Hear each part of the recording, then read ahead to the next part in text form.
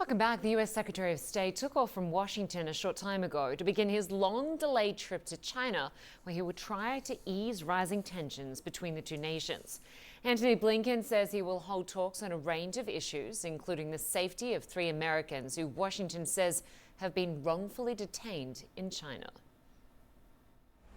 This has been an ongoing conversation with the PRC, and something that, for me, is always at the top of my list. That is looking out for the security and well-being of Americans around the world, including those who are being detained in one way or another, including arbitrarily.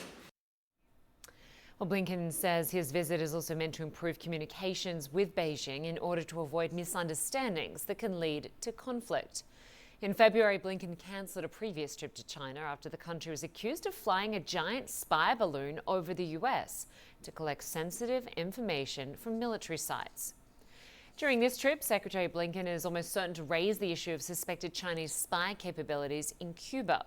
Both Beijing and Havana deny that China is eavesdropping on the U.S. from Cuban soil, but Washington is skeptical.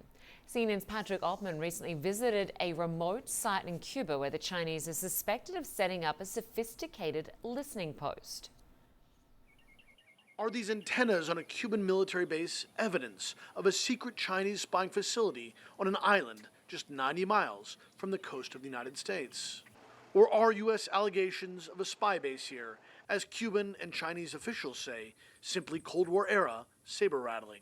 The White House initially dismissed reports of increased Chinese spying capabilities from Cuba as not accurate, but then made a partial about-face, saying those upgrades occurred but before President Biden took office. In fact, based on the information we have, the PRC conducted an upgrade of its intelligence collection facilities in Cuba in 2019. Cuban officials deny there is any kind of foreign base spying on the U.S. from their island. The assertions made by the U.S. Secretary of State about the presence of a Chinese spy base in Cuba are false, totally false. The U.S. threw up a steel fence, prepared to stop. More than 60 years ago, nuclear missiles that the USSR secretly dispatched to Cuba pushed the world to the brink of annihilation. The U.S. placed a naval blockade on Cuba, and the Soviets withdrew their missiles.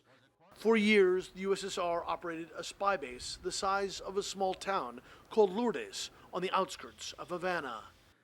Now abandoned, Lourdes is a falling down relic of the Cold War. Russia still periodically sends a spy ship to resupply in Cuba before it travels just off the U.S. coast to intercept electronic intelligence, according to U.S. officials. No, not at all. In 2015, I reported in front of the Viktor Leonov when the spy ship docked in Havana's harbor, just as the U.S. sought to restore diplomatic relations with Cuba. Usually a place where you see tourists walk around snapping photos of old cars, and here instead we've got a Russian spy ship. You can see on the Viktor Leonov satellite dishes, antennas, lots of high-tech equipment. And for years, U.S. officials have assessed China listens in on U.S. communications from this military base near the small town of Bejucal. Signs saying military zone line the barbed wire fence that surround the base. Some of the base's antennas are painted green and blend into the foliage, but are still visible from nearby hilltops and via satellite. Having a spy base so close to the U.S. would provide foreign adversaries key advantages, analysts say. Tremendously more valuable to have a permanent station. You can put a lot more capabilities there. You can outfit it over time, and you're just collecting tremendous amounts. And remember, this data likely, it's probably going to be encrypted. It's probably going to be coded in other ways. And so you're going to need the data for a while. U.S. diplomats say they are working on dissuading Cuba from helping adversaries like China and Russia, who allege the U.S. intercepts their communications as well. As each country vies for an advantage in this unfolding spy game, it does not appear anyone is backing down. Patrick Oppmann, CNN, Bejucal, Cuba.